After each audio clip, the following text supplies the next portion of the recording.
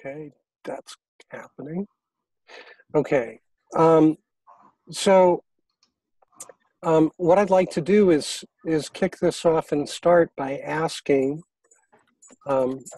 everybody here to please just check in with your name and where you hail from, and we'll do a round. And my name is Doug Breitbart, and I'm currently in Kingston, New York. And I'm Harry van der Velde from Eindhoven in the Netherlands. Mike Parker from Wales in the UK. I'm Tammy Lee Meyer, and I live on the unceded Coast Salish territories, otherwise known as Vancouver. Dimitri Sokol from New Zealand.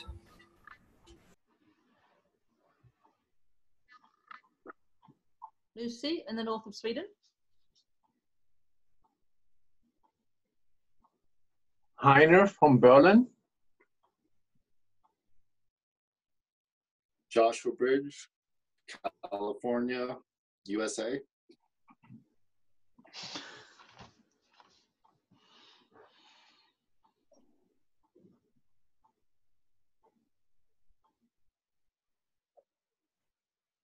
Did we hear from Mike? Or am I Yes. just a little scattered? Okay. Okay. So just to set expectations, I'm going to be doing a brief bio and profile of Heiner, and Harry will be providing a brief take of his perspective of Heiner with graphical enhancement. And then Heiner will be providing his piece of the pie for 10 to 15 minutes. And after he concludes, we're going to have a question and answer opportunity. And the request during the question and answer phase of this is that everybody confine themselves to short, simple, declarative inquiry, generative inquiry, where the subject and focus is on Heiner, his work, his sharing, and to make the questions as short as possible. And Heiner will respond after each question, and then we'll roll to the next person who would like to ask a question. And the request and hope, and this is modeled on the actually the Quaker meeting model, which I've become sort of enamored of, is that generative questions actually be questions that are about Heiner and his sharing. So to refrain from sharing other opinions, other ideas, other thoughts, theories, and or other matters.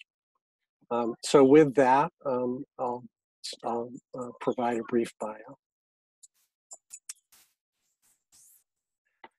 So Heiner began his professional career as a surveying technician and engineer. He was working construction in the late 60s, early 70s, in town and state planning in Arabia through the United Nations Development Program, where he also worked on infrastructure projects. And back in the day, with auto trail technology, they were the fathers of production graphics, computer graphics, sort of the first vector graphics. And he was very much involved with those early days of technology meets graphics, meets representation of projects and models and plans. And that took him also into raster graphics with Unirast, the founders of color graphics. So we go from black and white to color, and they also developed dithering, making software for technical and visualization. coloring high detail 3D renderings with overlays. So this was really the beginning of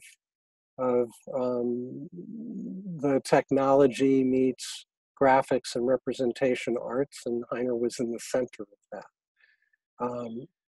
As a lecturer, he actually became a lecturer for scientific visualization, working in the IBM Executive Briefing Center in Waterloo, that was outside of Brussels. By 1985, at the World Computer Graphics Association meeting, Heiner coined the term infographics. And at least for me, the sort of pinnacle and height of accomplishment in the world is to be the one responsible for a word that ends up changing the world. And I think infographics is a perfect example of that. And infographics was really about something revolutionary at the time, which was this blending of text and graphics for the first time. This became the standard for technical, engineering, scientific, and business worlds, virtually revolutionizing mapping, data visualization, and modeling, all of which Heiner was at the forefront of and heavily involved and engaged in. He was drafted by the head of media and communications for the German National Research Agencies Association to participate and contribute to the synthesis and design of presentation and exhibition that all of the constituent members of that association were contributing to. There were 25 multidisciplinary partners, including all the Max Planck and Fraunhofer Institutes and research centers. And those contributions aggregated for this traveling exhibition comprised the NRA's contribution to a larger German Challenges to Science and Politics touring exhibition, for which Heiner remains the curator today. And that project toured for 8 years throughout Germany. It was also as part of this that Heiner created the Rubik's Cube of ecology. Some of us may be familiar or have seen that. But it was really trying to wrestle a whole bunch of very complex, multi-dimensional, multivariate, multimedia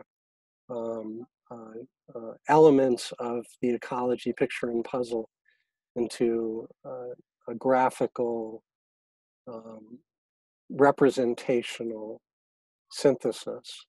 And it was also out of the work on the Rubik's Cube that the term glocal was coined by Manfred Langer, which he was one of the 3-member team that Heiner was part of at that time. In the early 90s, Heiner was retained as an independent consultant by the director of the United Nations Environment Program, working on the harmonization of environmental measurement data initiative. This was a massive undertaking, and he was involved with the development of the harmonization of environmental data from different countries, programs, points of focus, each involving different languages, terminologies, database protocols. It was a monumental task, data-centric. And this is really long before, memes and popularizing of, quote, big data. This was the mother of big data in certain respects.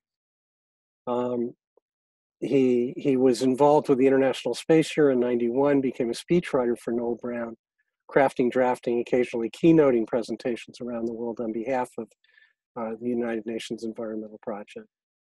In 1995, the Conference for the Party of One, he was involved, which was focused on the planting of trees, deep root cause mapping. Mapping has been a major theme, mapping and model making, been a major theme of Heiner's past. In 90 through 98, was associated with the Research Center for Applied Knowledge Processing, advisory with primary focus on environmental data, creativity groups on bringing diverse issues and data together. It was all this recurring theme throughout his career of data harmonization. And in '92, he was working with the Futurists, another group working with youth from the bottom up on educational programs, meets the environment. Heiner was an activist working with youth organizations, artists, and working with the UN team on the United Nations Pavilion on Expo 2000, which was the World Exhibition in Hanover, Germany, and presenting the Millennium Project involving 65 countries, collaborations and contributions, linking exhibits around the world, performance arts, maker spaces, and civil society. He moved into civil society use networks, positive works networks, makers conferences, Makers for Humanity, civil society, environment, training programs. Work has continued through today. He's involved with Youth Leader magazine, youth programs came out of Positive Networks group that grew out of the Expo 2000. He's been a long-time contributor and participant with the Institute of 21st Century Agoras. They're concerned with problem solving, peacemaking, democracy informed. That emerged from general systems thinking to general models thinking, seeing education as a maps and model maker. He's a board member, founder, member specialist in short-term crisis management, mediation, participation of the Open Forum, Institute for Sustainability and Education, Work and Culture, youth vocational training projects in Germany and Europe, Youth for Planet, positive networks, maker festivals involving young people doing happenings, fab labs, parties and festivals. And as a sideline, he's been a transformation journalist. So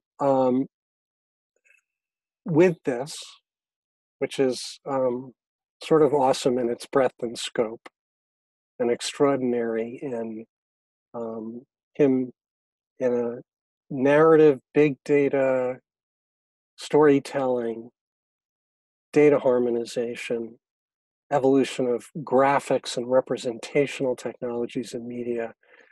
He's been at the convergence of a lot of unbelievably powerful and important themes. And with that, I am going to turn this over for the next phase of the presentation to Harry.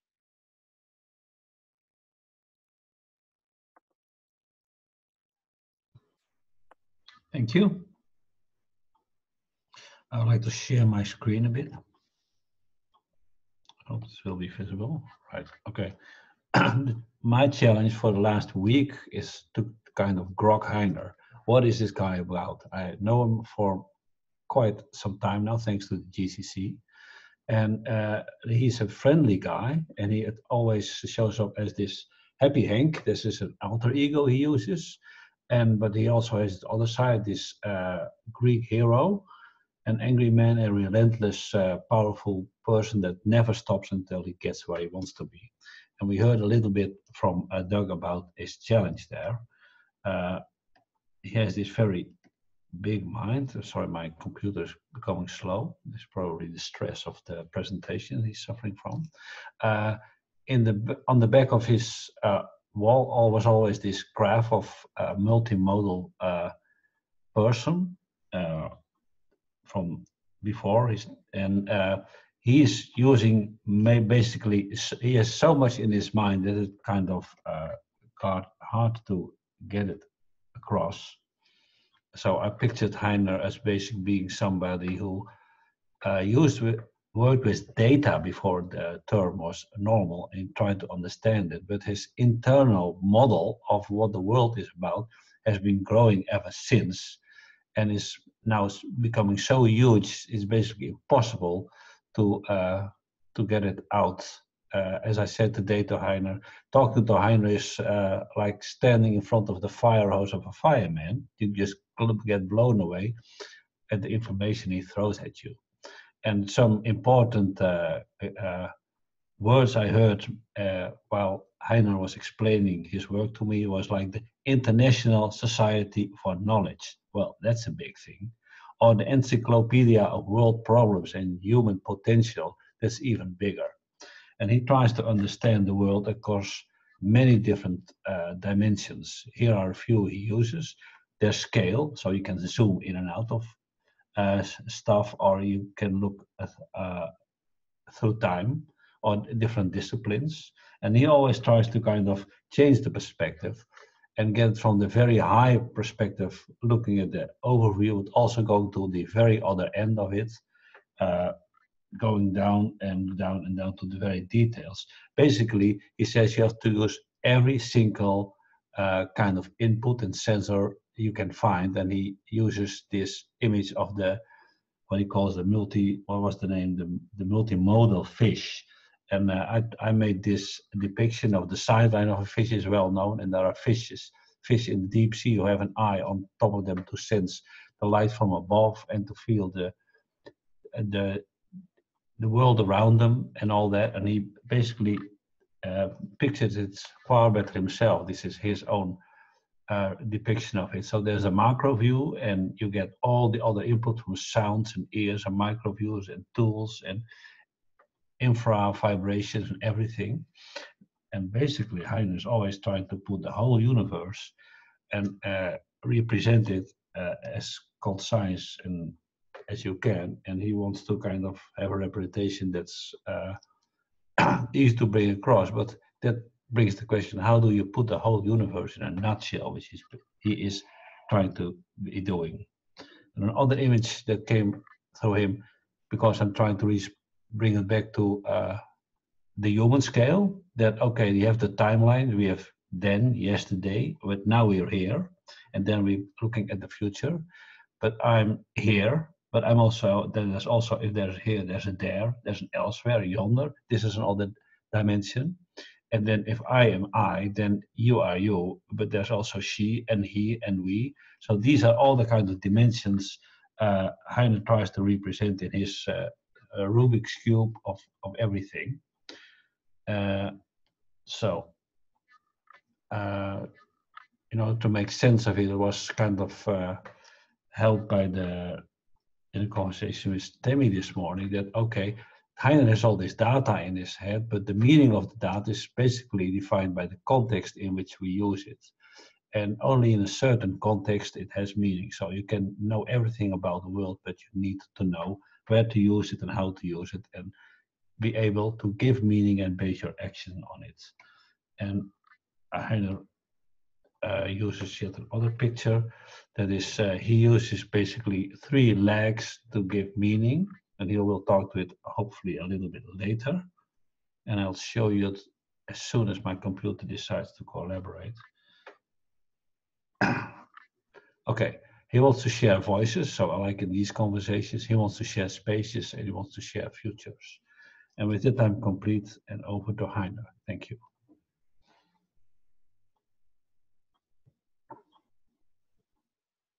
Thank you. Well, it's very perplexing. And when I hear what Doug is saying, I think this is crazy. This cannot be me. But I want to tell a few experiences I had, things which were unsettling me or which are in my head or in my feeling and concerns, because it is so crazy what you can do in maybe 50 years professional work. I want to start with, as it is so perplexing what we just heard, and it's so hard for myself even to grasp grok was me myself, that I want to tell you what is my heroine, what is my my real, how do you say, role model. And I have it here. We just dismantled the exhibition from Angela. She has like Hawkins, ALS. She says, I'm a living sculpture. We had her 6 weeks now in a ministry doing an art exhibition, and she can only dance with her eyes. So she's writing like Hawkins, but she's telling other people who have such civilizational diseases how to cope with that. We had just a session on how can her children live with that. So I look up for role models. I have done it all my life for people to learn from. So I'm just a technician and engineer. And I was really, really impressed. And so I think it is very important that we tell our young people to look for star-high goals and then serve this people or this visions or these goals. What I want to show after seeing now, still not the visualization, the last one of Harry, is that I do sharing voices, sharing spaces, sharing futures, and we do a lot of dialogue exercises with that. And there we learn to listen and to encourage and to give voice. And this is what I do with another woman. Her name is Farah. She's unfortunately not here, but it's very important to go into the quality of the meaning, into the context of that meaning. And there we do a lot around participation, multi-track diplomacy, and peacemaking. So as these three legs are not coming up, I'm moving now to a slide I would like to show. So I have to do slide share and move here and tell you that my real development out of surveying and mapping went into mapping for Chernobyl, or before with oil and gas and pollution. And there we learned how important, through my teachers, the need is to have reliable, even sometimes to scale, thematic maps. And my really big experience was when we did all the radioactivity mapping after Chernobyl, that we were thrown out of the standardization office in Vienna, because when the pollution gets always worse, then green, red, purple, sometimes when you have, again, 10,000 higher doses, you cannot measure anymore. And at that time, I really started into color. So what I did, Doug already mentioned, I looked into any kind of line graphics, color graphic, raster graphics, oil and gas, and doing multidimensional models to see how can we communicate with a broad spectrum. To give you an example, this company, Uniras, Doug mentioned, with their software and the US submarines military, a commander of a submarine who took a special trip out of his job, and all these nation and ocean research agencies. I want to mention Ifremer in France. They were able to look into what is not visible, what cannot be seen, and so through senses, they were able to find the Titanic. All the story is not so much known because these people were in Cold War. They were not supposed to, but there are a lot of potentials. There are a lot of abilities and visibilities and ways to perceive and link like animals can do. And that is my, coming from technical scientific map and model making and visualization, that was giving me some really strong kicks. I want to start now with this graph. You see, we have seen the visualizing of the flying magnifying glass. I did for this exhibition Doug mentioned this ecological and precise synopsis of dynamics on the Earth across scales and across time. And all these are exhibition pieces I did for this global change exhibition Doug was mentioning. So I'm an out-of-the-box thinker.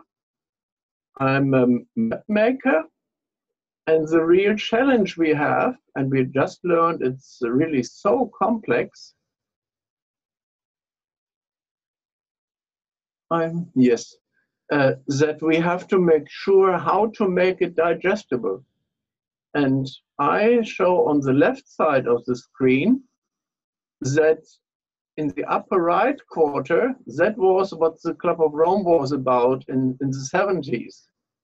And that is the first figure in the Club of Rome report from 72, was where the people interest is, which is me now, and maybe the family, and maybe next week. But they write, in particular Donella Meadows, that the Club of Rome was looking for the long view, big picture. And this is very, very necessary that we really mediate between the scales, between the micro and the macro scale, or the local, between local, national, and global. Otherwise, we have Babylon. Everybody speaks about something else, and then they fight. And the other graph is, it is from the early days of the system sciences, that a medicine guy, Paul Weiss, was showing we have to go from the local to the global. We have to go from the cell to the organ to the body of a human and then the body of society. So we are tackling here a very big task. And I was just the surveyor who learned. And what I want to show, it's very important now, because I'm showing line visualizations. But lines are not for me boundaries. It is like astronomical quadrants or the geographic coordinates around Greenwich and around all the world. These are not boundaries. Boundaries are only in the minds of the people. We have to really overarch, go beyond boxes. And so out of this, I had this opportunity, as Harry was showing, that I was asked in this Global Change exhibition with all these noodle soup institutions like White House Conference on Global Change to really communicate what challenges to science and politics is about. And that thing really changed my life, because all the scientists couldn't agree where they are working, what it is about, and what the international community ignores. So not only on the local level, but also on the regional, national, continental, and international level, that we have to come to terms, that we have to talk about scales, proportions, consequences, but also magnitudes and disciplines and time scales, also nicely presented already with Harry. So we couldn't agree because they were all fighting. We called it sectarianism of science. So I was creating this cube. There's computer graphics visualization with it. And it's a black box, it's a white box, it's a color box. It is something now we can imagine as virtual reality to immerse into and to discuss with young people, like in constellation mapping, where are you, what are you looking at which scale, in which context, and then make maybe thematic mapping, bring these issues together. All in a nutshell, I think society has a big problem. We are flooded with amounts of information. And now with Google, we think we know, but we don't, because lots is not shown. There are many blind spots. So we speak about levers and blind spotting, that we don't leave out important things like women's rights or climate rights or community or security or soil. For example, in all these talks in Rio before, the issue and topics were common frames of references and intersectorial strategic dilemmas to bring these issues together. But our education is all putting us in silos with blinders on, and we don't really confront the big questions of episodic and epochal change, the Babylon of different terms and different meanings. And I witnessed the beginning of the internet, and we call it cyberculture, that people are just stuck in one language, and then you suddenly find out there are so many connotations and so many different contexts, and if we don't go to the deeper meaning in the context and understand areas of meaning and find something in regions of knowledge, all this is connected in what are then created as the cube, as a center, and then the real world coordinates and the multilingual, multicultural repository classification data coordinates, like for switching systems for parliaments, Mrs. Dahlberg, who founded this International Society of Knowledge organization, and she was also such a lady. So I only want to talk about ladies.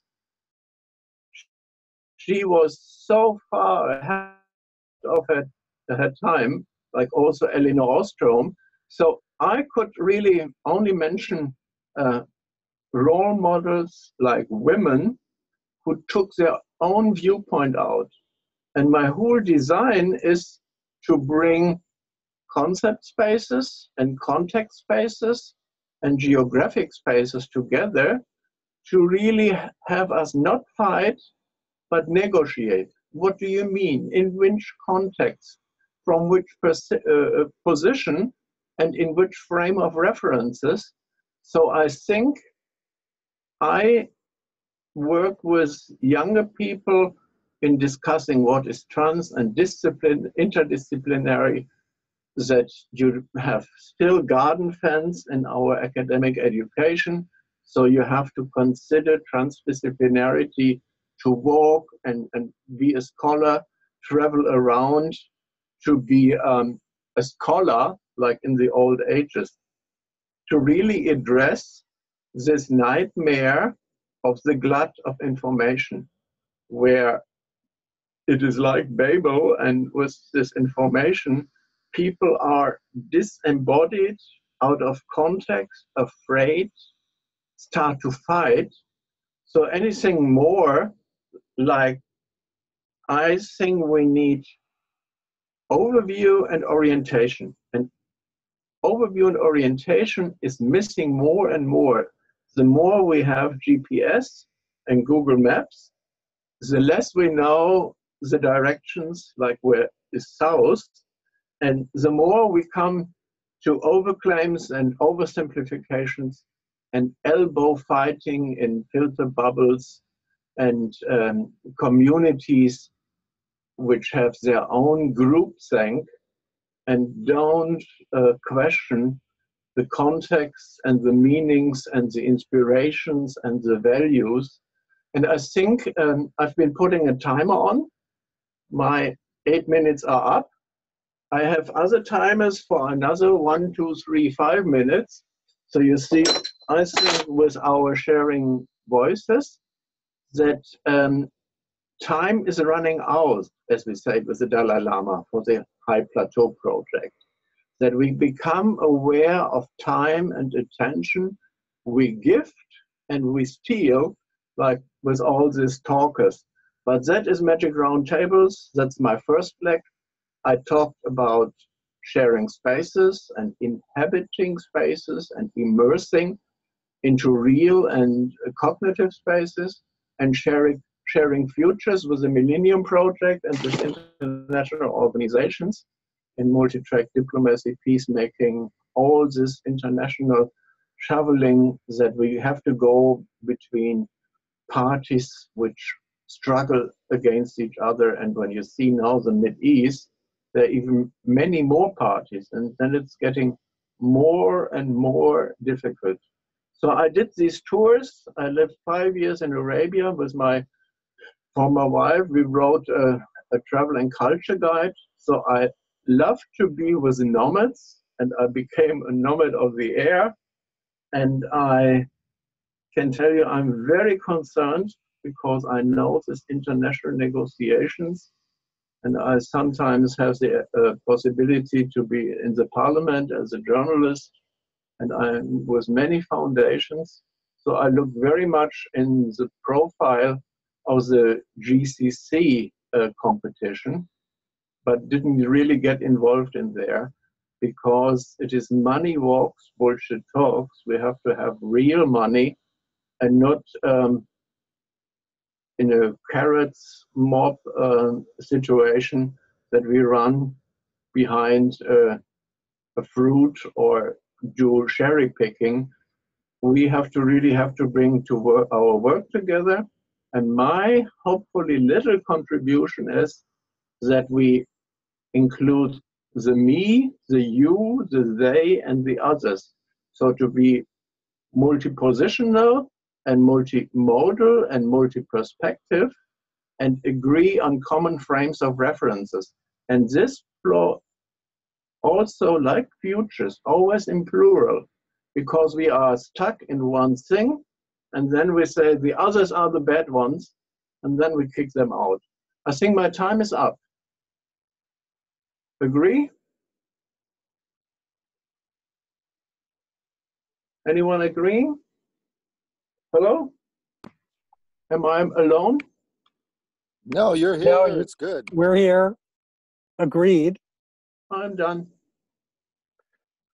So I'd like to open up the room for questions, and the service of generative inquiry is to drill down and dig into what Heiner has shared, to deepen the learning, the awareness, the understanding, familiarity with his work, his thinking. And with that, I'll turn over the room.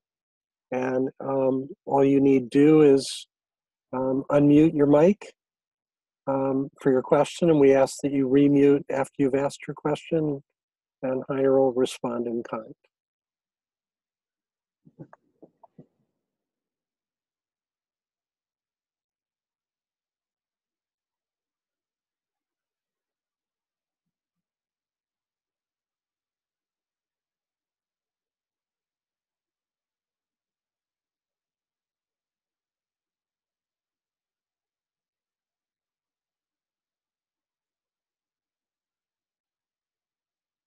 Josh, I've unmuted you.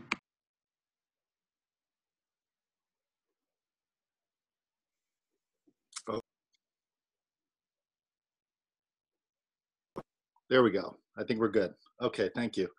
My question for you, Heiner, is going through this travels and journeys of the world and mapping and information.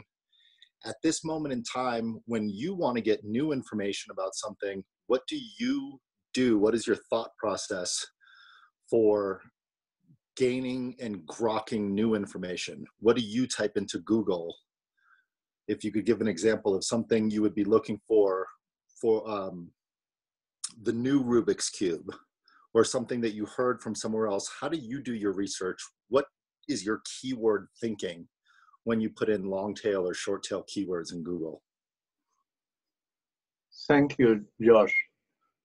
Definitely I use Google or similar full text research, alphanumeric research machines. But for me, it is only one side of the game. I think I'm having a split personality, and maybe you put me into a hospital or psychic station, because I think small and big at the same time. We call it, Santanya said, your foot should be on the ground, but your eyes should survey the world.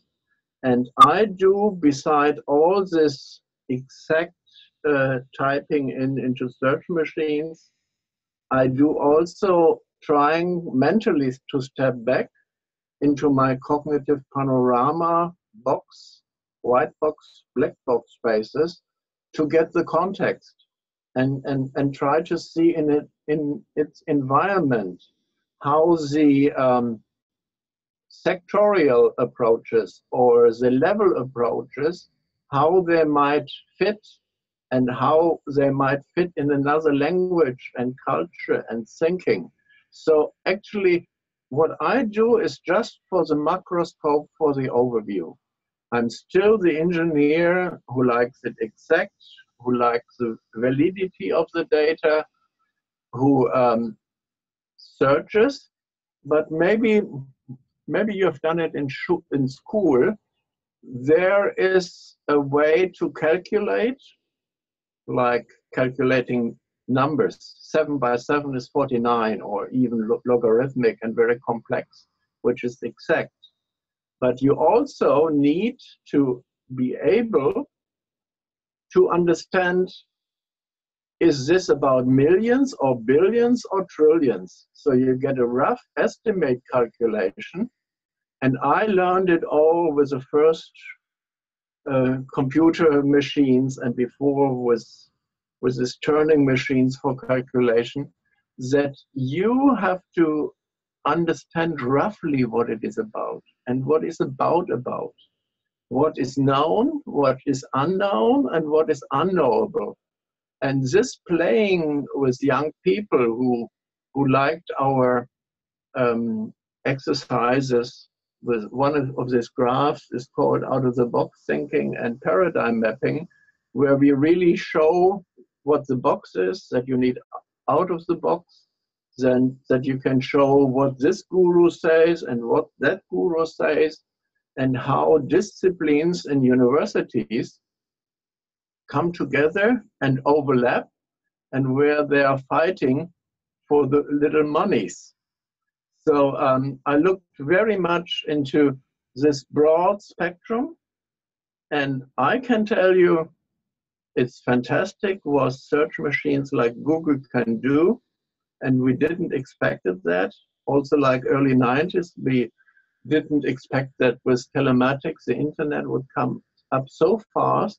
And the faster it gets, the better we should be able to have orientation and do a rough calculation, not only with numbers, but with science systems, and finding even something which is spelled wrong or only available in Russian or Urdu.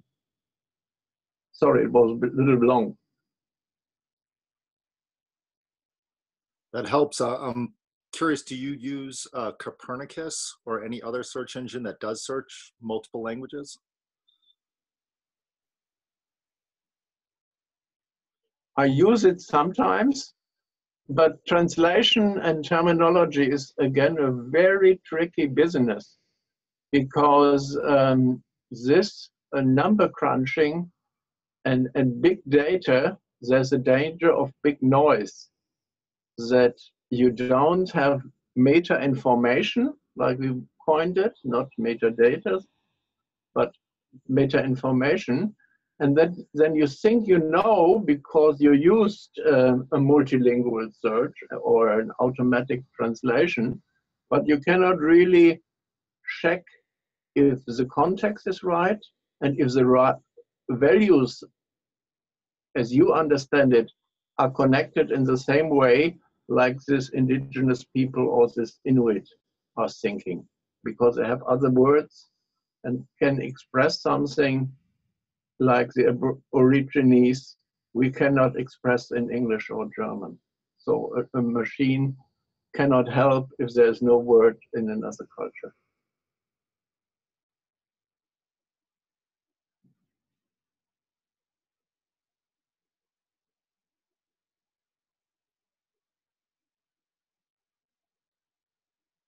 Yeah, and following on from where Josh was, I'm curious with there's all of the information in the universe, right? So this signal to noise thing is really important. And so I'm curious how you how you make decisions in your life, how to focus on the next thing that you're going to invest your time and attention in, Heiner. And I guess as a follow-on to that, what if you feel into that, what would be the best way to really take all that you've learned into the next, into the present time, future creation that we're in? I always say, with this exploding problem spaces, we have to endeavor into new solution spaces. And my solution space in this order schema is one of many possible. So I cannot really tell you I'm better off than you. Very much I do with feeling. I'm very impulsive. Very often I need to sleep over things.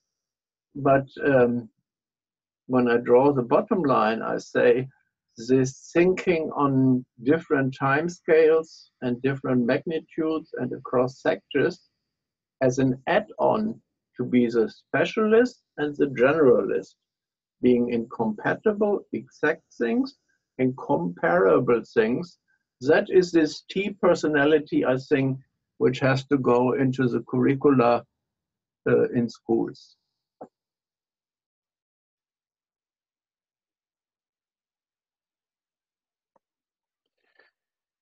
Heiner, do you think that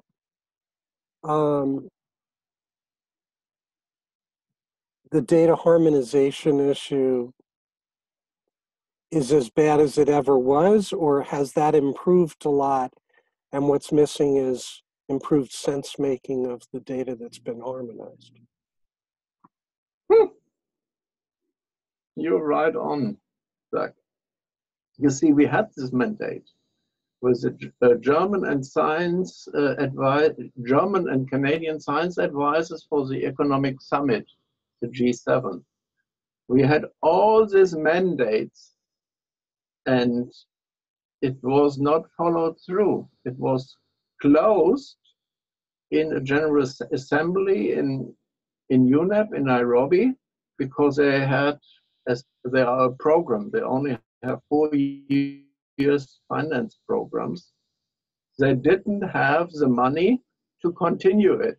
And I was just talking with our Minister for Education and Technology and Science.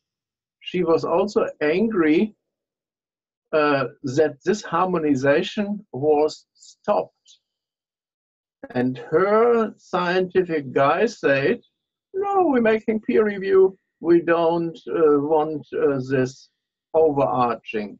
We called it in YASA sectarianism of science. We are getting more and more into splittering and making our own institute and university, and this inter and transdisciplinarity is pushed apart. So at the moment, we try with the civil society in the UN, with all this civil society group, I'm part of European Citizen Science Association, try to have the laypersons, the experts, the old guys who know all the specimen living and in the ocean or whatever, to support science. But this is very often that the real scientific, really serious people don't like that, because they say these are lay people. They are experts, yes, we can ask them and they can do some mapping for us, but we don't want them to think out of the box and use the width and the quality of the experience of the people. So we have to really look into how to empower people and how to come to other ways of judging, making peace. I mentioned before multi-track diplomacy and peacemaking, because the meaning is so important. And the meaning is hardly to be discovered by machine data, I always say grapes. So it is big data, big noise, if we don't come to really wise and humane approaches.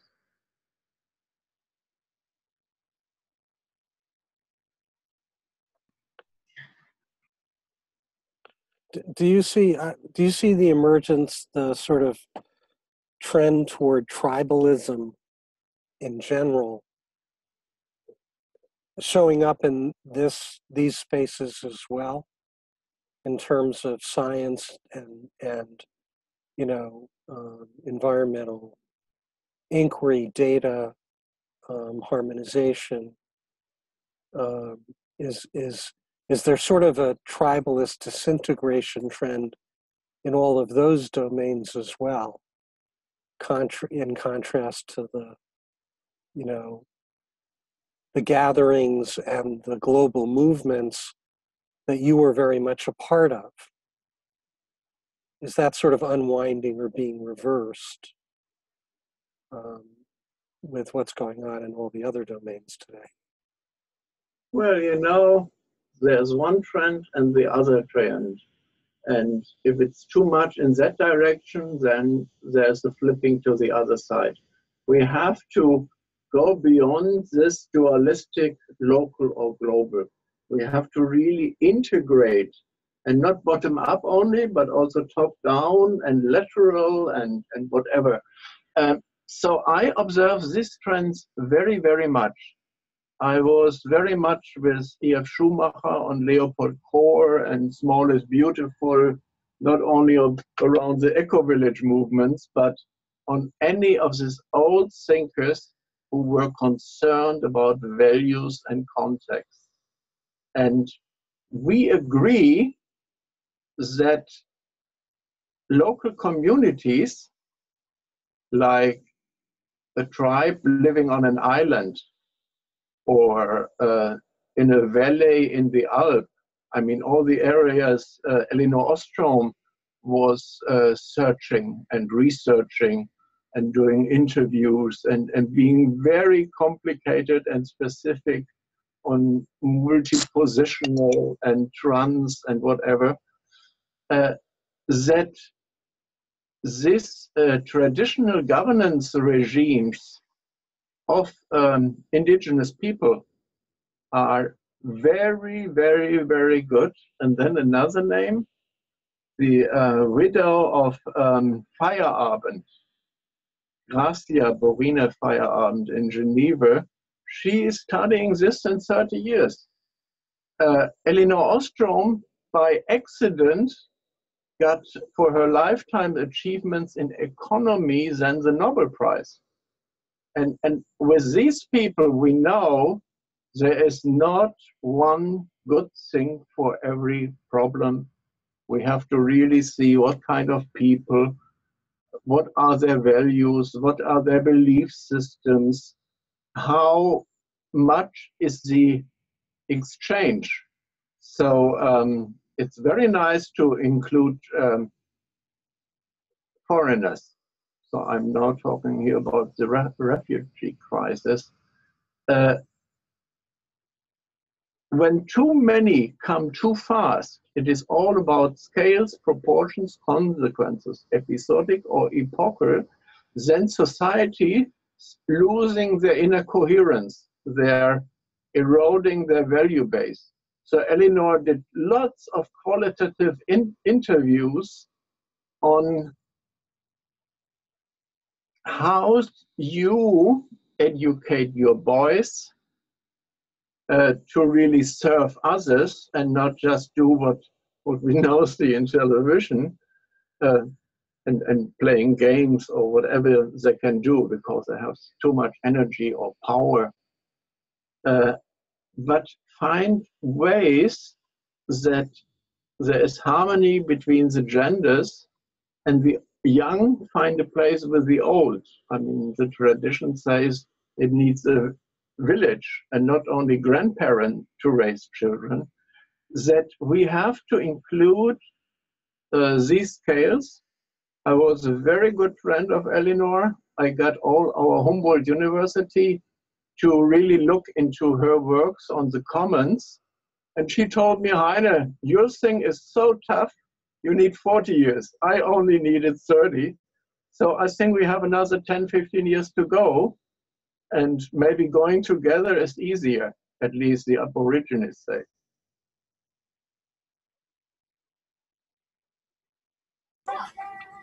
I think it's somehow related to what you just said, Heiner.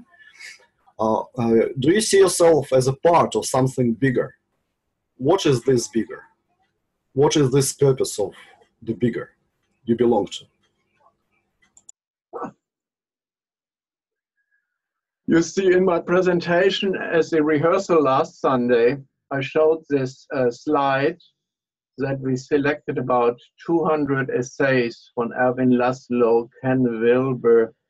I mean, all these gurus around holism and vitalism and peace, and they are all aware of the other dimensions. That's I worked with the Eins Institute in San Francisco. There is extra, there is more, and it is very often that we cannot grasp and grok it. And that is known, unknown, or as I mentioned before, the unknowable. And I think there we have some decency and stepping back. In German, it's Demut, but I don't know the right word. It is our ignorance and our arrogance and our elbowing as I, me talker. That's why I mentioned women. And Farah did very much a large women's gathering where they couldn't sit in a circle anymore. And then she made a cycle.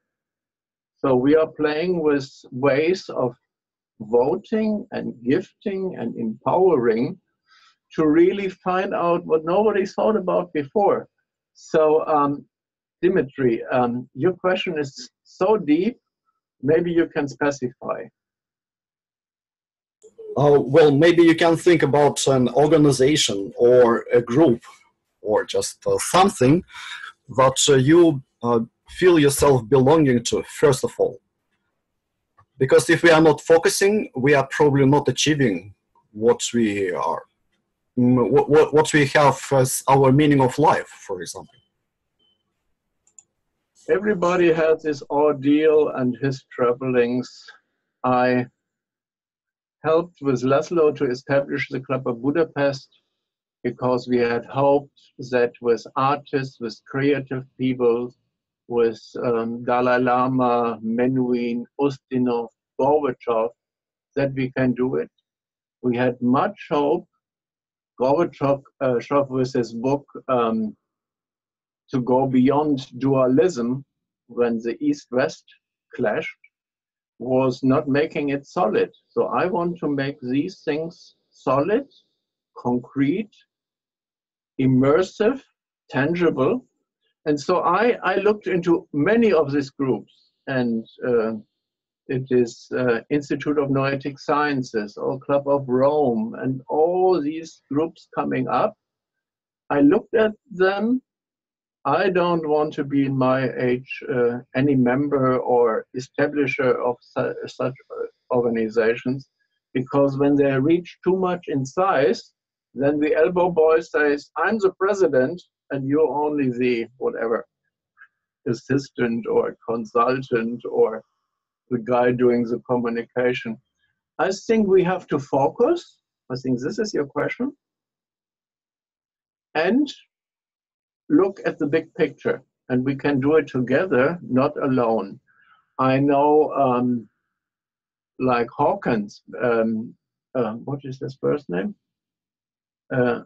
Hawken, who is now collecting this 10,000 of solutions, and many other groups work together. This International Union of International Associations, 60 years before the UN it was founded, they have collected all this already. It is available. The question is, why don't we use it? So they did not only do this encyclopedia of world problem, human potential, and actions, options, strategies, and such volumes, 3 of them, but really made the who is who in the UN and all the organizations and all the initiatives, and we're linking them with the same methods like Mrs. Dahlberg doing this for parliament switching systems. There are ways, they are embryonic. I have in studies from the World Bank telling me, and we have to see where are the power factors, where are the media, and where the organizations and administration mingle into that. And so my association is very clear with citizen sciences and with ECOSOC, with the NGOs in the United Nations, because there I have some maybe unique, no, I cannot say unique, some experience in trying to go beyond this caucuses and the elbowing with underfinanced NGOs. And then some foundations sometimes throw a little money. I mean, I always say this is money for the coffee box in the kitchen. It is not 100,000, it is not 10 million, it is peanuts. And then they collect all the nice idea and do their harvesting. But the real problem is to interlink in the deep. And there, with this Global Commons Alliance for the United Nations, there I'm a drafter where we 2 years ago said how to go to the root causes between the SDGs. Because to only make a few boxes and then throw a lot of money into the 5 biggest problems, we have experienced that. No, I experienced it for maybe nearly 30 years. This Anthony Judge and the UIA for 80 and whatever 50 years. This is not working. Our financing strategies in a governance system where you are elected for 4 years or 5 years in other countries. But the development schemes have to be long view, big picture. So the Chinese, when I was first together on these highest levels, 91 in Beijing, they have the tradition to look many generations. And if you go to the financial markets, they only think in quarter results. And when we had these mandates, all these projects were killed for China.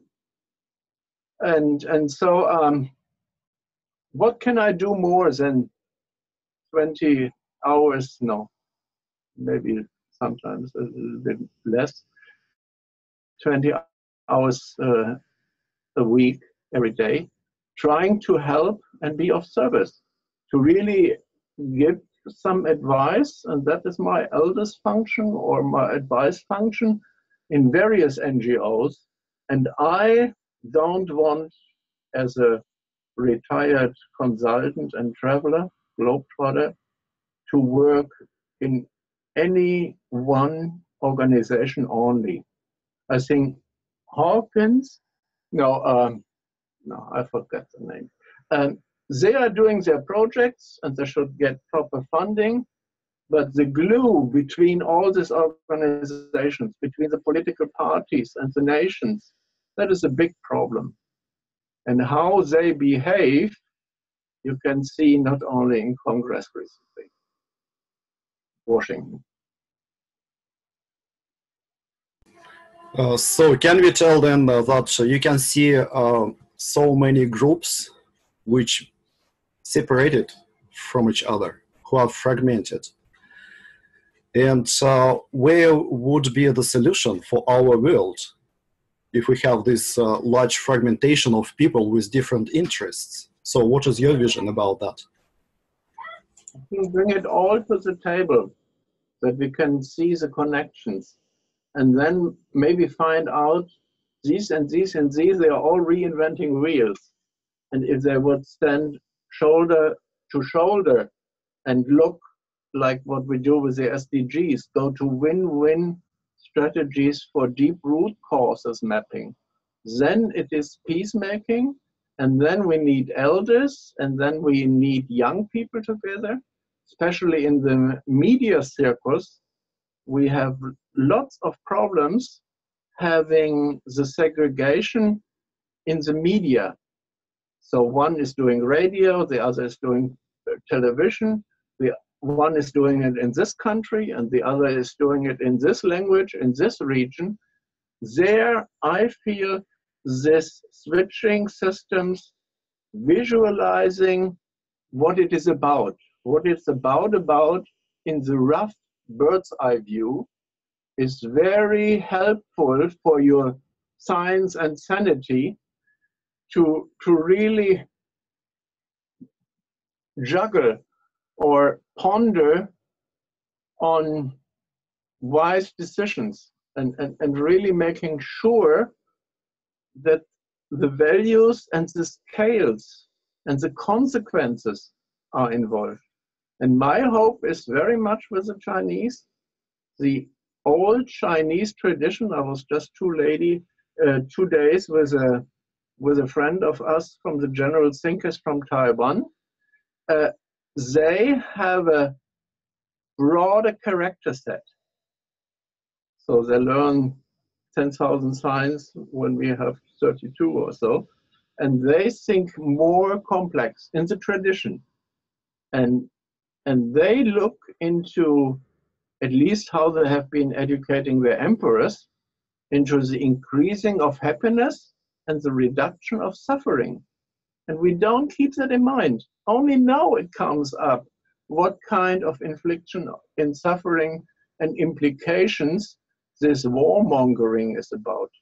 And when I then read books from certain people in the Pentagon on rule set reset, and they decide how the world looks like, and they draw a line. These are the failing countries, and these are the good guys. This is this really dualistic, fundamental bullshitting, mostly of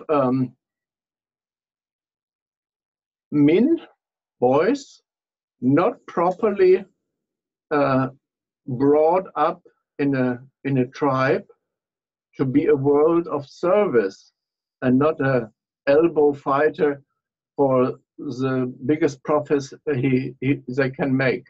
Sorry, I really lost the question. Yes, and sorry from myself, because I think that I'm holding the air for too long. But also, I would not like the idea of losing this thread, which Heiner just put together. So I believe that is it true that we need to map all those issues that we are facing, all probably our resources available, and to display this big map to others, to make it visual. And then hopefully we will get this kind of holistic vision of what's happening in our world, who is available to solve these problems, what resources are available, and so forth. Can you tell like something like that, Heiner, from your perspective? Well, I think it's a good idea. Everybody can subscribe to it. But when you go into details, then you come to the point, what is the classification scheme? Which standards are used? What is a map? What is a model? What is space? Can we accept real spaces and cognitive spaces? So then you go into the belief systems and the sectarianism, not only in church. I am this believer in data and in lines, but I like to transcend lines. And maybe I close because I'm very tired. There's a favorite poem from Friedrich Rückert, that's a German poet, very much into East and West with Goethe. And he says in a poem called Wisdom of the Brahmins, whoever creates mental boundaries who are in reality not existing and then takes them away has understood the world. As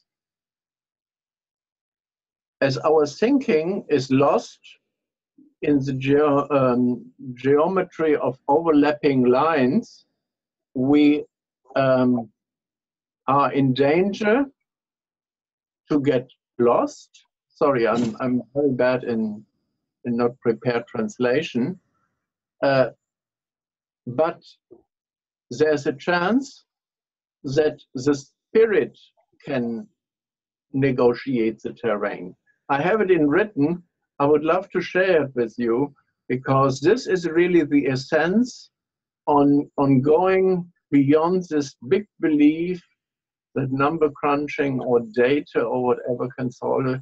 I mean, that is why I normally have this graphic here. Some are blind, some only feel, others cannot calculate. And so since history, we have to bring these cosmologies and order systems together. And I think there is a chance. And then we have to be decent. Gandhi said, there's enough for everybody's needs, but not for everybody's greeds, that we really come to our lifestyles and not just to climate and research projects. And my focus is next year to make the 30th anniversary of this Global Change exhibition, because when it was there, the wall came down and nobody had interest. Our chancellor didn't open it, and then the media didn't came. So I'm full of failures and tragedy, but so was Elinor Ostrom. So I have good role models to learn from. Heiner, do you think it's, just to finish, it's a bit like your book, and we tend to try and draw things and write things down like pages in a book, when really we need to get to the bit where we're animating it. So we actually see it alive and breathing, and then we might gain some sort of understanding. But what we keep on doing is fixed diagrams and trying to see patterns like that, when the pattern's actually moving around and interacting. You see, we say in bookmaking and knowledge processing, we say they all do the bookbinder synthesis. They put one thing on top of the other and make a big book with 50 authors. But nobody is cutting through. And so we have to make it embodied.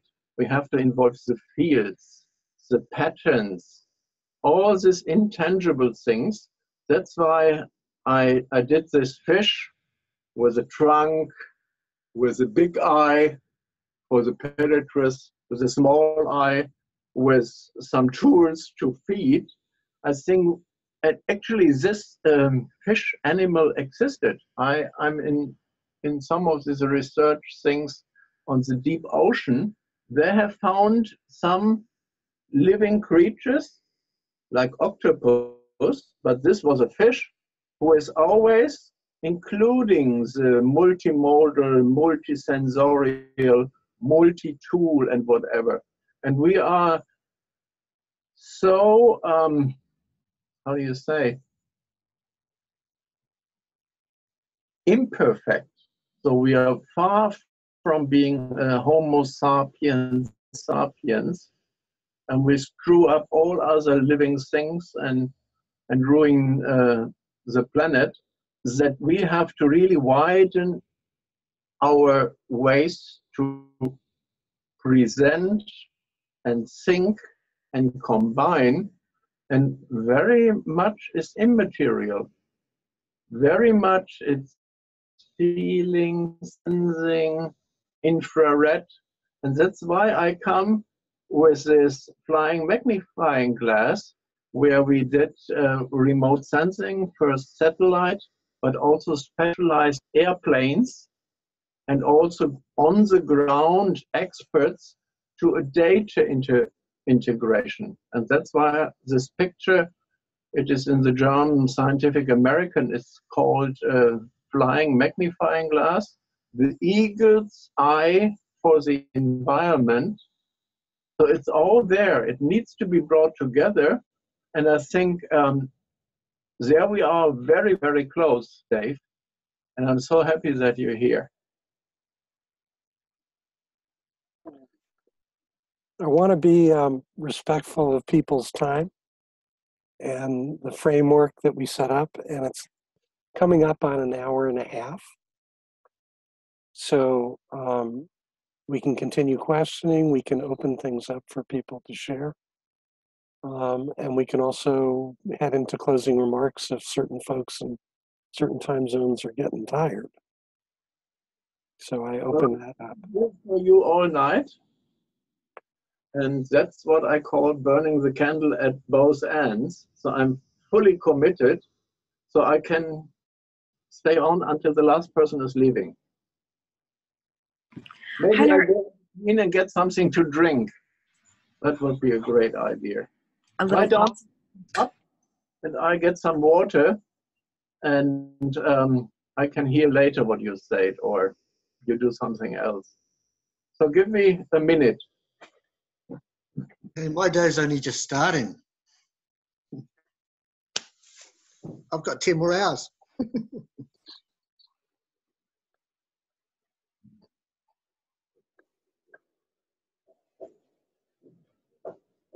I have to revisit this conversation.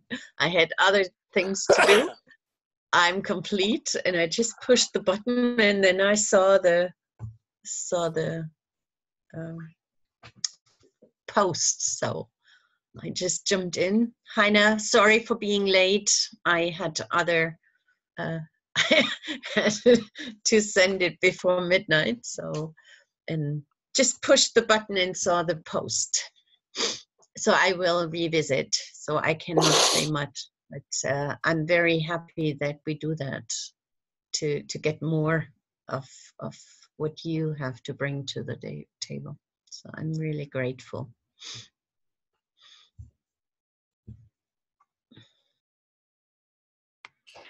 Well, I'm really excited to think about what your work is from the lens of data, and for me, in hearing that, really that's a huge part of where you've come from is eye-opening. And my question is, how would it be different if we each if the ownership of data was different, if open data had benefit to everyone, because there's the effect of the benefit, but there's also the direct benefit of what we create in our, whether it's medical information that can be used to better do health, or whether it's ecological information that really does benefit us all, or whether it's knowledge and wisdom that we might want to create data streams for, to really demonstrate the importance of data, context, and what we're looking at and where we're going.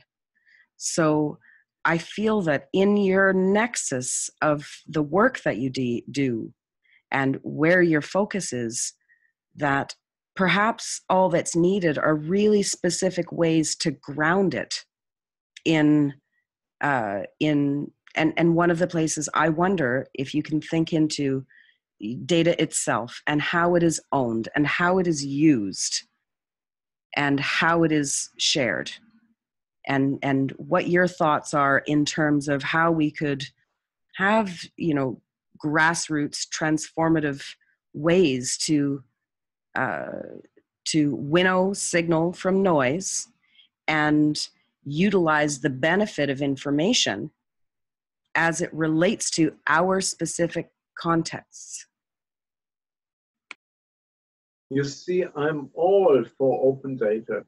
I was just 3 days with the Weizsäcker people, the hackers, which are all for free. With Larry Lessig, we looked with GNU licenses, much into that as well. Sure, I I'm a searcher. I'm very curious, and I learned as a surveyor to be a generalist.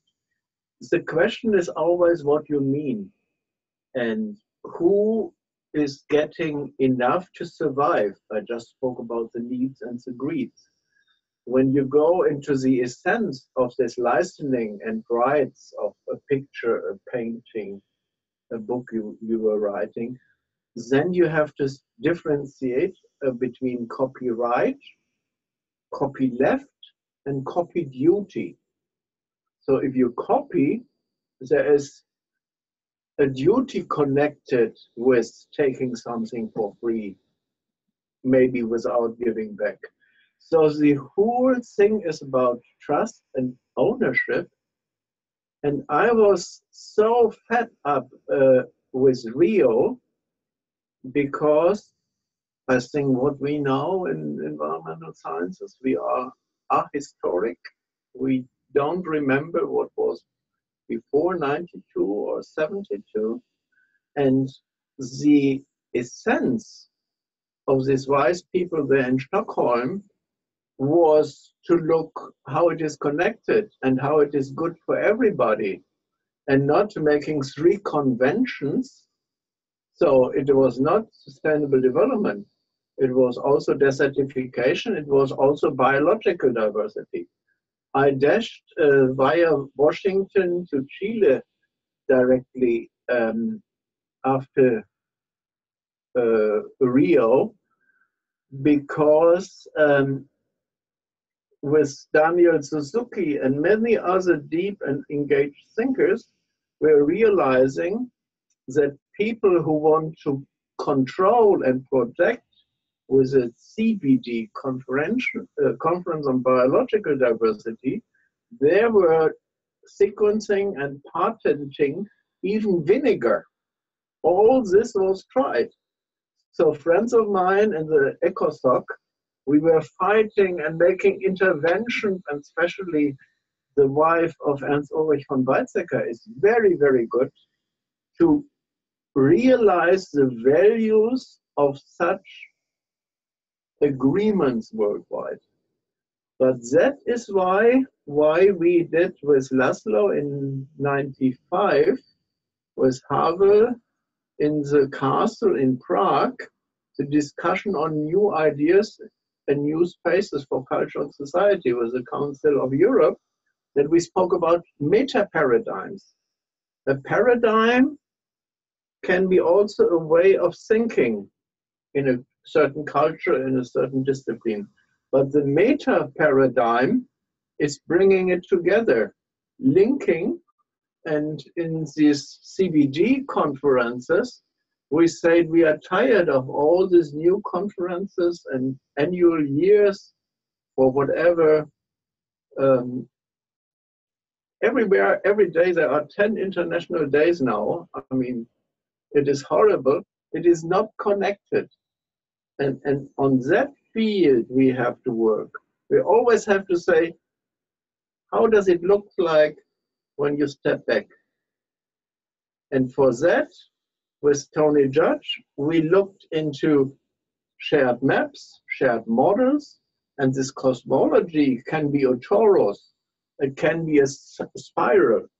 So this discussion we have next week in Madrid with the 30 visionaries of sustainability is, what is recycling?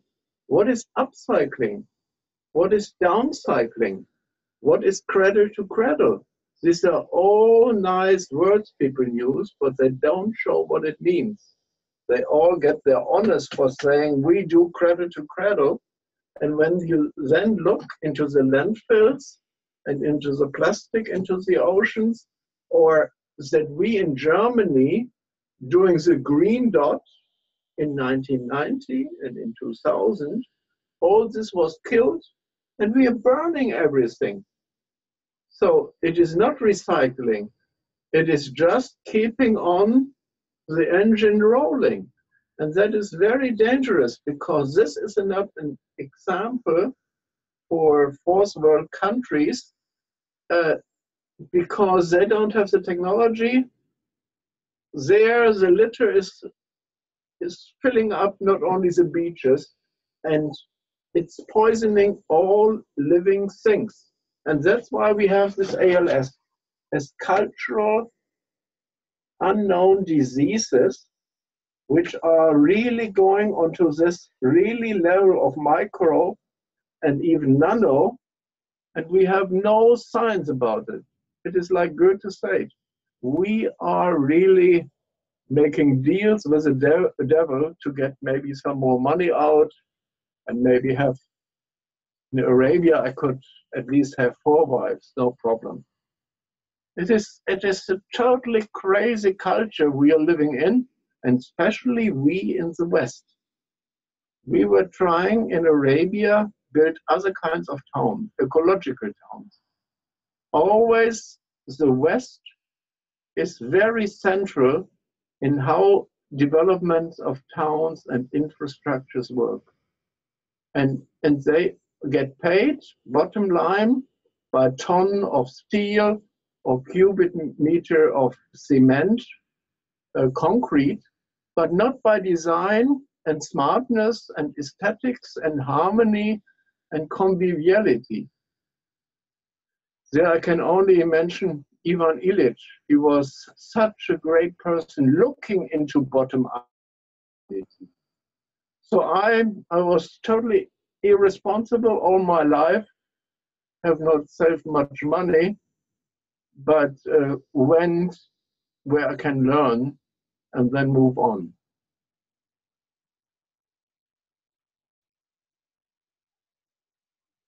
So I believe we keep talking about mapping in global scale, in time and complexity, in many other ways. And also, from other hand, it's visibility to other people. Mm-hmm. Is it the topic? And so what is your idea, how that can be realized? Just to have all the resources involved in time and space? We need to have them visual first of all, well, to local people as well. We first have to step back to see how do we represent and how do we think. Very much all the people I meet in economy and mathematics and whatever, they think in numbers and dualities, but not in fields and not in densities and not in multidimensional. So you see, when we had this color graphics for visualization, it was possible what we now see 30 years later, that you see this weather forecasting is a really tricky business. I mean, you, Doug, have been in the field there at the Columbia University, but all the others don't really see that there are densities, there are flows, there are currents and tenses and interactions, like the butterfly, you know the story. So this ignorance is that people think forecasting is like backcasting, and engineering is like re-engineering, like the Chinese now very smartly do. They get the thing and then go into the programs back and back, and then to rewrite the software and make it even better.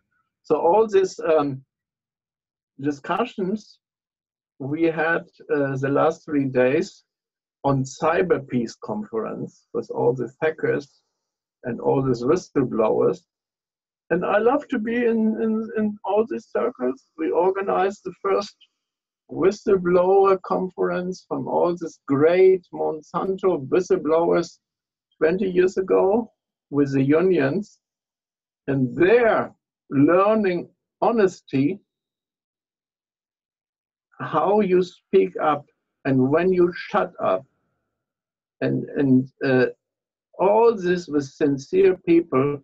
There we can learn of, and much is my hope in not on numbers and collecting data or programs, but how they connect in the deep, and how we can go in this deep moderation, mediation projects like the American Indians were taking it up when the technology assessment OTA in Washington in your parliament failed. So there, being a little bridger and dancer and connector, this is what we can do. And coming back to you, Dimitri, sure, we need to do it. And I saw very advanced work what we share on Facebook or whatever, that needs to be discussed, and we have to assemble a group of theoretic people and practical people, and then discuss it openly, and then see what is a benefit and how it can be connected best. And that was done by the UIA, but again, they throw each other out, these elbow boys. Girls can also learn to be elbowing.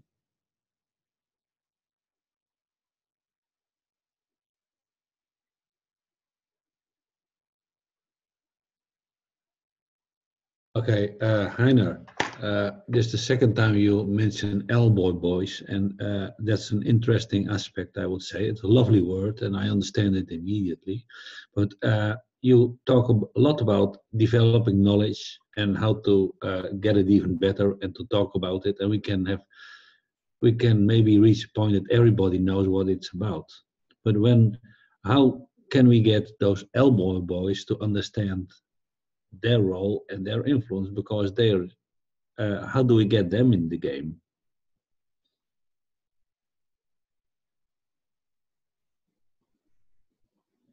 You have heard the word initiation. It is how traditions make not only, well, I have to start in another way. Some traditions have the way that young boys learn their responsibility and later be in charge for a broader subject. We were sitting with American Indians in a circle, and they used the talking stick, and then we even played with them, taking talking stick for ice as time credit. But the interesting thing, the methods, all they used and they developed from the early steps of the crop of Rome, like structured dialogic design, deep living democracy, there they have an outer cycle of women. And the boys, chieftains, they have a silent watching circle of women around. And only through LaDonna Harris, who took these methods up in the initiation of boys, but also in peacemaking between the tribes, or how the tribes can survive against Washington, there we learn that duty is connected to mission, vision, action. That you as a chieftain get in power to do a thing like bring the tribe over winter to the new meadows on the other side of the mountain range or whatever. This initiation is a process which is lost in the education of young boys. We have women in the old tradition be more into caring and feeding and taking themselves and their egos out. But this is not the fighting we see our boys here being educated. So our Western world is not initiating. They don't look into values and into responsibilities. And then they have festivals and parties and think this is life. And then they fight when others are different. So I think we have to look into this governance and policy-making regimes. And in developing, I think that is your field with Fabian, Doug, is into looking into the proper values-based. So data and words alone are meaningless. Also, values out of context are meaningless. All is written. I want that we bring the data, the information, the knowledge, the wisdom together to be aware of what is unknowable, because there's so much unknowable you wouldn't think about. Just speak. Yeah, that whole thing about values, because Facebook is like a very large tribe, right, with one self-appointed leader. And so I was just, between this call and the last one, I had 1,500 friends deleted because apparently I breached their standards by posting a National Geographic image that had nudity on it. So that sort of rules determined by a particular demographic set of values is saying that this is not okay, and so you will be punished. Interestingly, while you were talking, Michaela Jade, who was just named Young Australian of the Year, a young Aboriginal woman, reposted my comment and a screenshot to say, who is to say that this clothing that these people are wearing is, is okay or not okay? And this is that defining of values and setting up barriers. Isn't this the problem that you're talking about now? And we have that because we've all been sucked into one tribe with one set of rules and one leader. And the hidden agendas connected to it. You see, the most, I was indoctrinated by Doug to speak about myself, the most powerful session I ever attended was when Kofi Annan got first into the UN. It was vision television, cultural rights, cultural needs, cultural responsibilities, really getting all media parties together. The alternative radio, the big CNN. And I spoke after the anchor women from Hong Kong and before Benjamin Barber, who is now bringing the mayors of the world together. And you see what's happening? It is control. How such platforms, we say magnetic portals like social media, like Facebook, you name it, control and create artificial boundaries, language boundaries. Our discussion at that time was the anchor women from Hong Kong saying we gained some market share from CNN because we really made nice cultural projects in Hong Kong. But the real national televisions and the big Murdochs and Kirch and all these media moguls, they were into fencing national rights. In Europe, I'm in Switzerland, but I cannot hear my my German television or my favorite radio. And this artificial bringing us into tribalism that we now, with all the new software we know, living in a cleansing, so not groupthink only, but my nation, my cleansing, and not doing into this diversity in dialogue and influence voting that you go into spread thing. And these are all specialized terms. Warfield with the Club of Rome developed all that. This needs to be studied. And data alone are meaningless. And our mandate from this UN harmonization project was, by an educator called Collat, our motto of the whole UN harmonization project was, much is known, unfortunately, in different heads.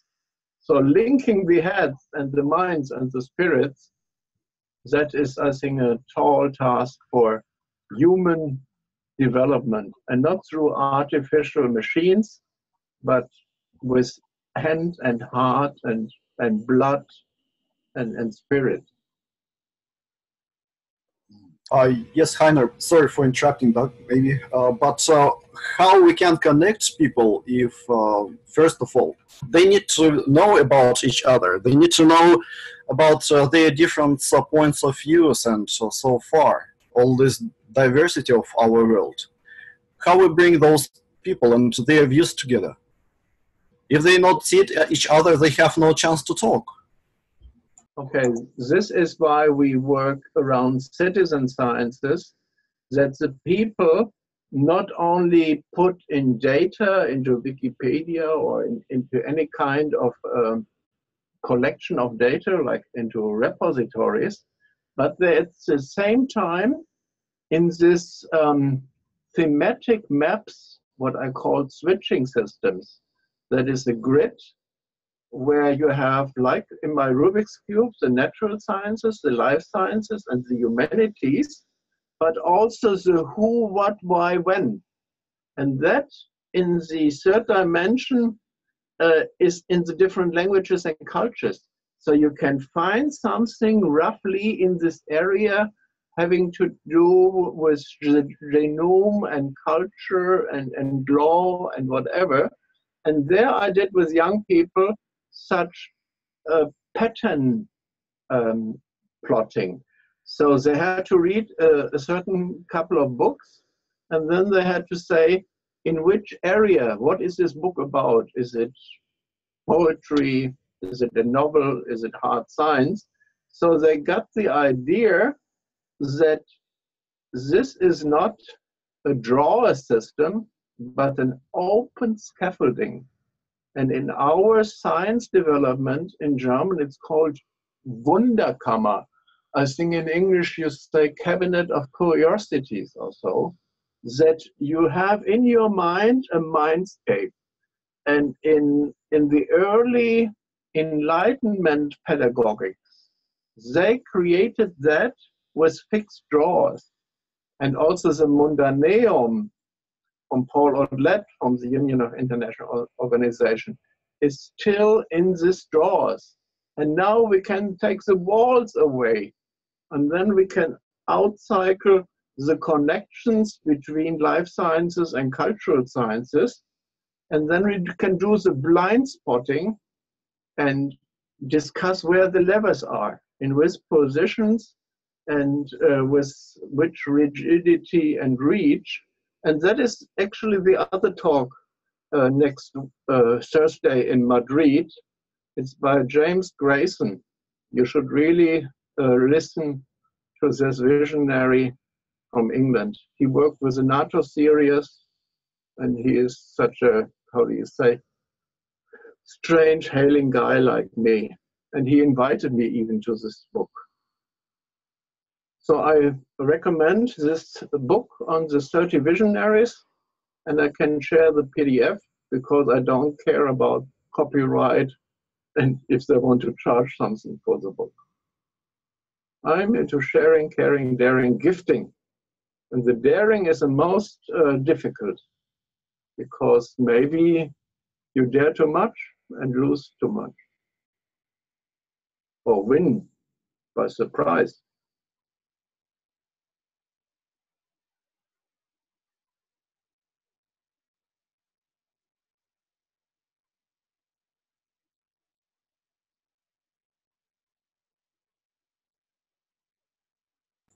So maybe my question again, what is it that can be done already now? What can we start working on? Think about another form of indexing. Indexing like a pointer for a region of meaning and not just hardcore alphanumerics. Because there's a canyon between the coded and non-coded data. I mean, line data, raster data, and any kind of symbol systems. So according to Charles Sander Peirce, there's symbol, icon, and index, but science always fight because in semiotics, they cannot agree what the index is. But if we index something, and Tony Judge spoke about my cube and panorama as a pointer to possibilities. So this is deep philosophy. What are pointers? What is deixik? That's another thing I discussed lots with Lucy, and how different cultures have totally different grammar to relate the context and the positional deixik and the space and time deixik and the deixik of others.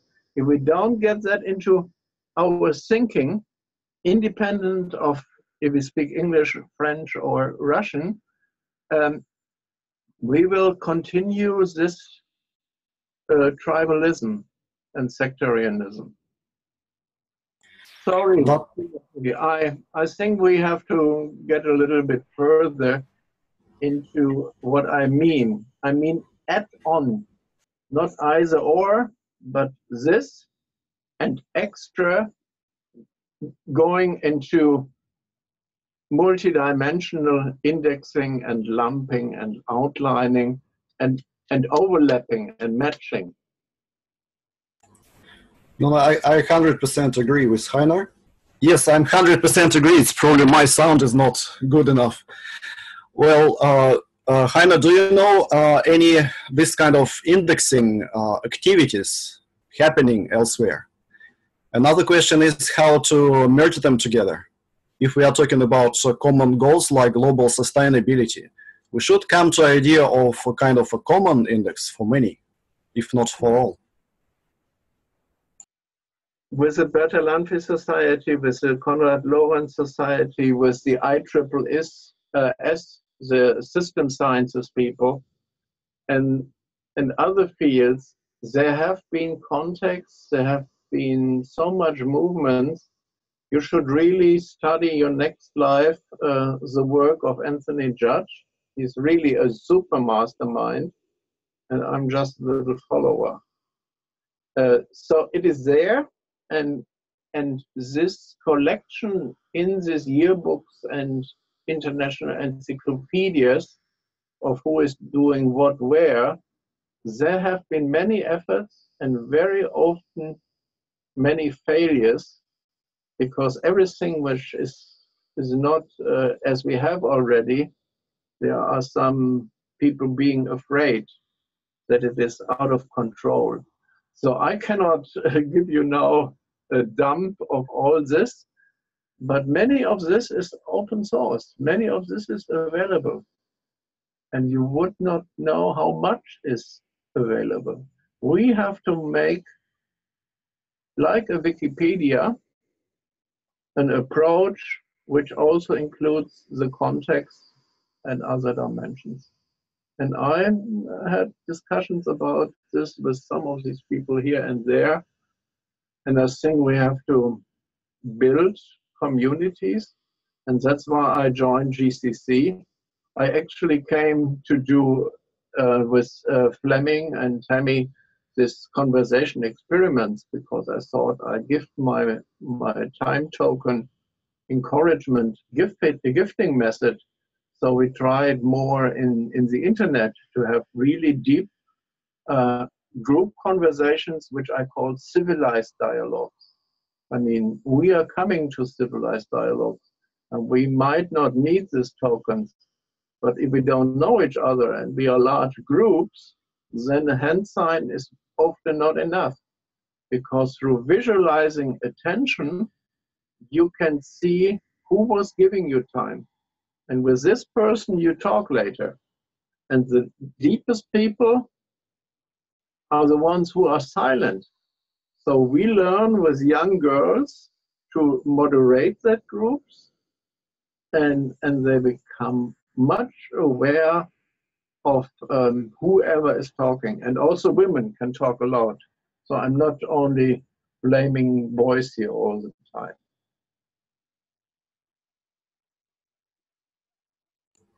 Yes, sir, for putting it back to the circle. I'm aware of existence of a lot of work from many people on this and many other topics. From knowledge management, we know if something is not found in reasonable time, it will be reinvented. So visibility is as critical as all that knowledge is already available, potentially, but not in fact to anyone when it is really needed.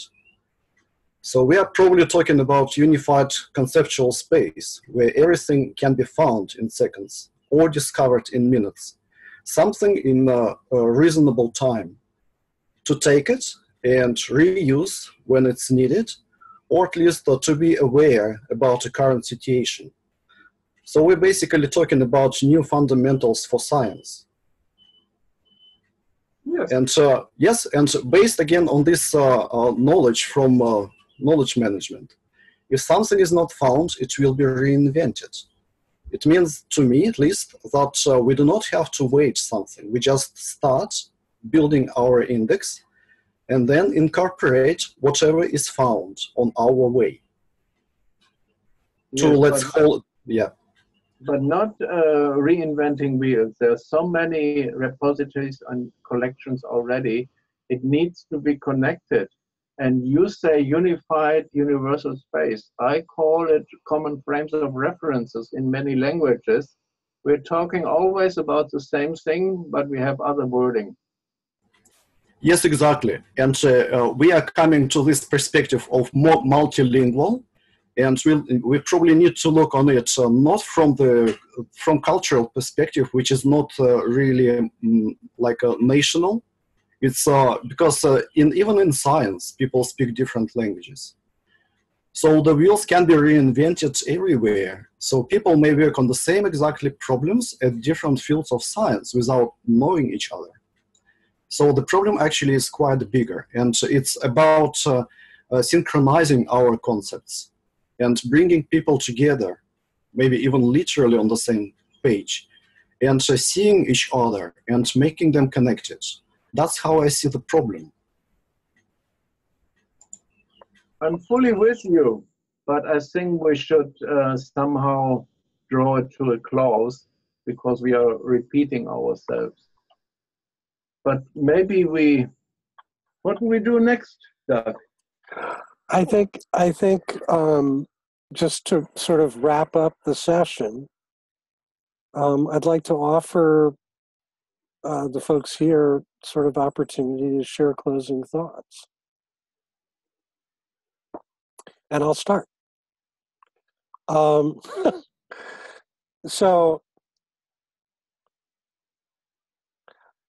it was fascinating for me in helping with these sessions to connect the dots between the importance of biography and history as a way of contextualizing you and dramatically enriching and informing and enhancing my ability to understand what you shared in the way you shared it and the language you used and what you were referencing, because it brought a lot of contextual framing for me, which I found really, really valuable and helpful. It also, for me, makes it exponentially easier for me to contemplate how we can put our heads together in service to your drivers and what you want to accomplish and how I might be able to help or be of service to you.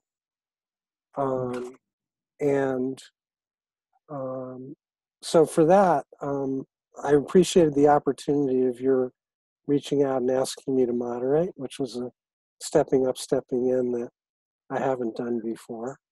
I had a great model and instructor in Tammy, so I want to give fair attribution to her for that as well. And I really, I think I grok you, which was the goal and mission at the inception. So for me, this has been really successful, and thank you.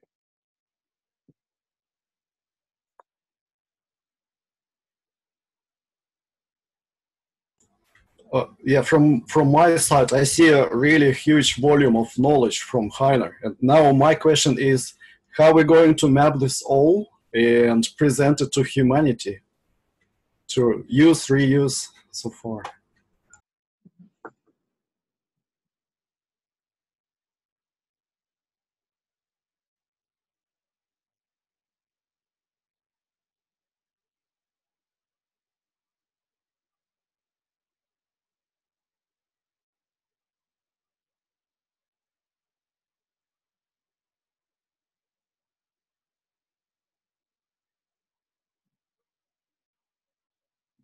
So much silence, a bit of pop in. You've really just added so many more layers to the stuff that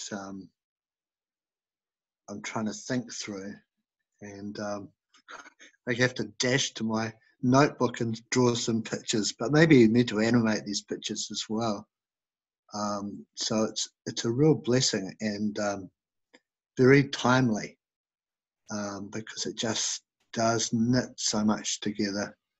And that problem with, it made me think of when we were designing an urban village and we ran into engineers that said, well, no, you can't do this and you can't do that because we can't measure these things.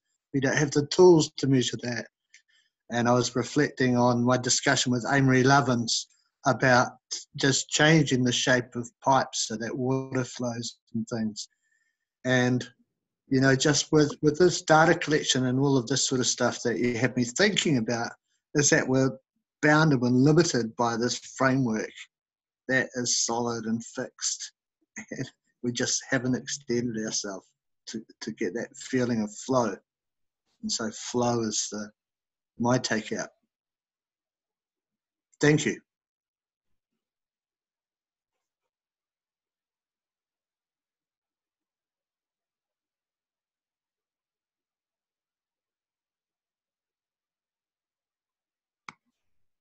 Thank you, Heiner. I really appreciate being able to do this deep dive. And Doug and Harry, your setup was great to be able to, having that introduction, I think that really shows the depth of knowing going into it. And I'm full of thoughts and ideas, and I'd love to be able to kind of do a bit more of a deep, more participatory generative dive, because the thoughts that I've got going on in my mind are, they're really rich, and I'd like to be able to think together and to experience others thinking alongside of your thinking, and kind of do that dimensional dance of ideas while bringing it into very grounded and concrete ways to see it. So I'm grateful and very much appreciate everyone's participation in really giving that space for you to be able to go deep and to hold all that you have been. And in a way, it's a perfect representation of your work, this exploration. We're in this moment in time with, you know, many dimensions of people together. There's dimensions we bring. And so I'm sitting with the richness of what you've shared and the questions that have been asked. And I'm grateful to have a lot to think about and to deeply consider myself. So thank you, and everyone.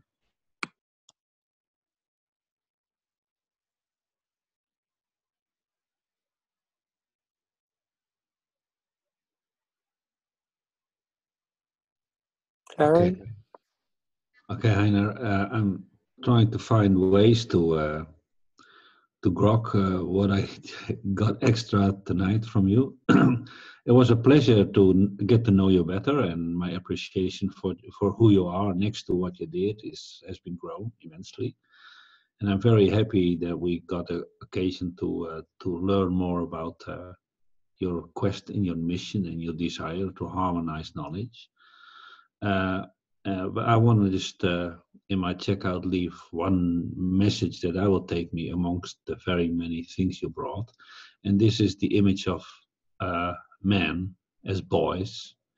Basically, all those boys in power these days haven't been brought up in the circle of wise women saying, okay, you can express yourself, but you have to adapt to the whole and the community as well. And we didn't learn that. We did not get that guidance and all. And I think that's a huge cultural miss that basically makes the whole world suffer, because everywhere there are those elbow-bows panicking their way forwards and dragging us along with them, because the nice guys among us don't know how to handle that. And there's lots more thoughts I bring with you, but I'm very happy that especially this community as the GCC is not only a community of men, but also we have wise women among us, and they also are gathering and working their way forward. So there's hope, and there's much more, and we do have a future, and I hope we can make it together. Thank you. Over.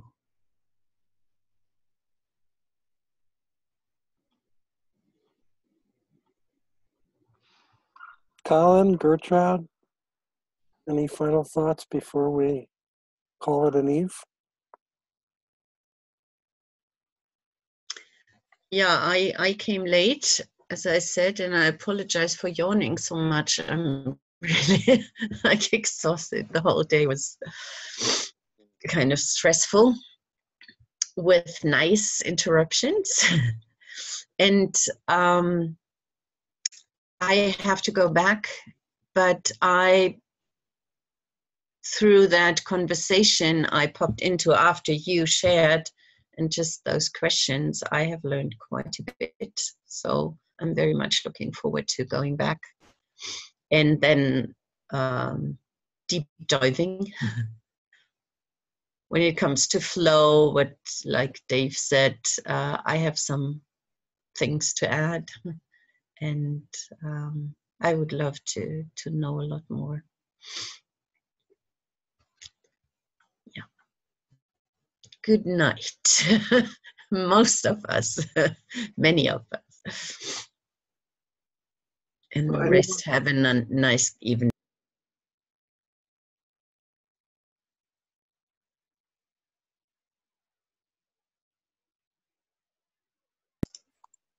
Colin, I'm complete. And Colin, your wrong audio is unmuted, I think, or it's your headphones.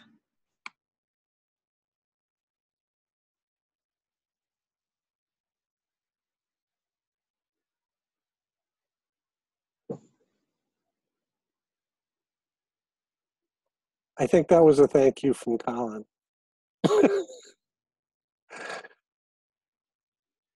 Okay, then I say I'm very happy. It is very, very hard to be brave and bold and really throw yourself inside.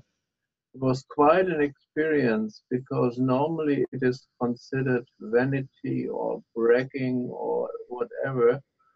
And your intention and really going through all my failings and losings, I wanted to tell you survival stories which really changed my life and made me the way I am now, but this time is not now.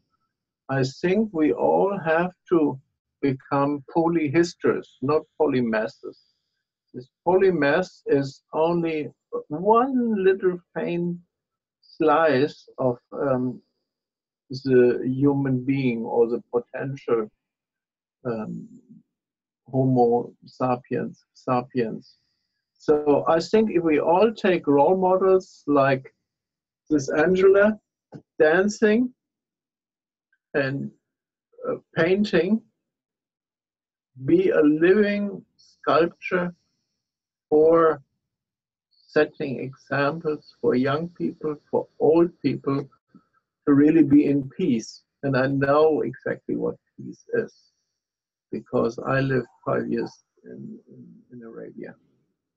And so if we don't go beyond our blockheadedness, good, bad, black, white, or whatever, if we don't really listen, I mean, this is our initial thing, then we will not reach it.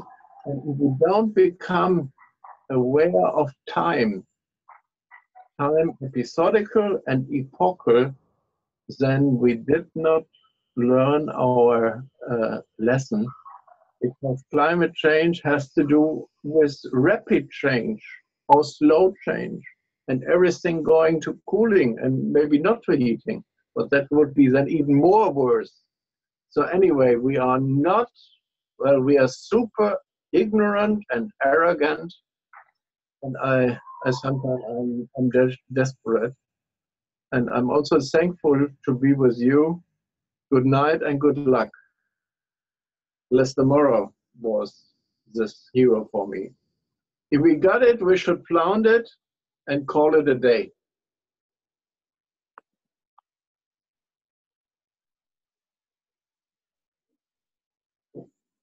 Bye, all. Thanks, everyone. Thanks, Heiner. Thanks, Doug.